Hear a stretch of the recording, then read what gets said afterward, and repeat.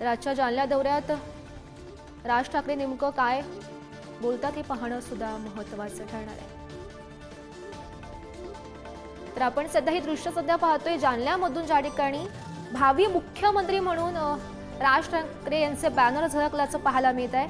आपण सध्या पाहू शकतो दृश्य, राज ठाकरे यांच्या स्वागतासाठी जंगी अशी तयारी या ठिकाणी करण्यात आलेली आहे। क्रेनच्या सहाय्यानं पुष्पहार त्यांना घालण्यात येणार आहे आणि राज ठाकरे हे भावी मुख्यमंत्री असे बॅनर आता जालन्यामध्ये झळकल्याचं पाहायला मिळते। अनेक मनसे कार्यकर्ते, पदाधिकारी आपल्याला दिसतात जे त्यांच्या स्वागतासाठी या ठिकाणी सज्ज झालेले आहेत। जालन्यामधून आपण ही सध्या लाईव्ह दृश्य पाहतोय।